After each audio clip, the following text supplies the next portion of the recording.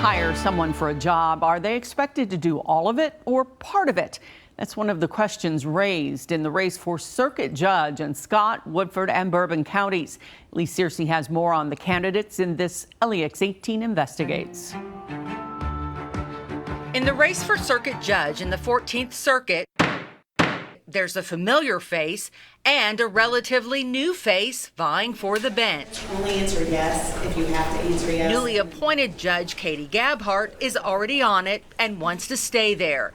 She was a trial attorney, then served on the Kentucky Executive Branch Ethics Commission for 11 years. The reason why I got into this race is because of ethics. I have spent the last 25 years serving in your courtroom. Candidate Rob Johnson is trying to get back on the bench, once a judge for 12 years in the circuit, and another 2 as a Court of Appeals judge. Your ballot on November the 8th is going to be about what kind of experience you want your circuit judge to have. Much of the publicity surrounding this race has focused on Johnson and his wife and whether they can be judge and prosecutor in the same court. She's the Commonwealth's attorney in charge of all felony criminal cases, cases that ethically he couldn't touch. I could not sit idly by and let someone run for an office that they know they cannot do based on their personal conflicts of interest.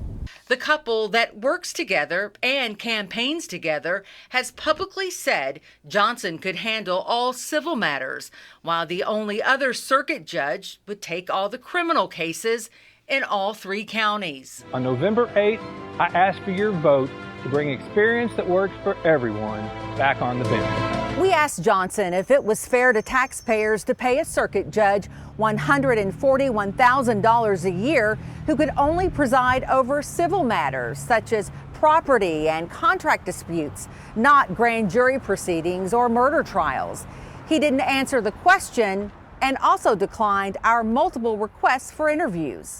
But he did answer some of our questions via text messages. In one, Johnson assured that he could, quote, fully discharge the duties of this office.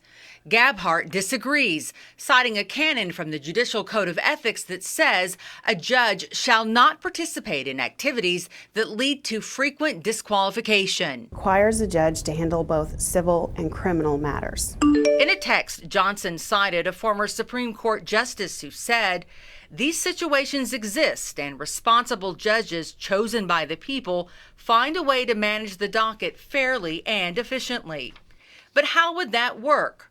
Well, one option is to bring in a special judge at a cost of up to $400 a day. We asked the Administrative Office of the Courts if there was any situation similar to the Johnsons. A spokeswoman wrote, "We do not have any judges on the bench who are conflicted out of an entire category of cases on a continual basis."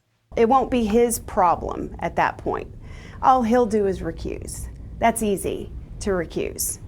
Then the real work will have to be done by the chief judge of the circuit, the chief justice of the Supreme Court, to try to scramble to find someone who can handle those cases. It's important that the voters of the circuit understand the issue.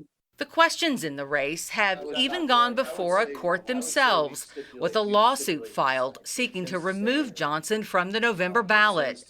At a hearing, the special judge mentioned a previous separate order by the Chief Justice of the Kentucky Supreme Court. It seems to at least imply in this decision that if you don't handle any of your criminal docket, you are not able to satisfy the constitutional requirements of the elected office. The special judge said that a complaint would likely be filed if Johnson is elected, but ultimately he denied the petition, saying it should be up to voters. It should go to the voters. I am not a part of that litigation. In the end, both candidates agree. They want voters to be the judge on who ends up on the bench. Lee Searcy, LEX 18 News. And that lawsuit is now being appealed to the Kentucky Court of Appeals.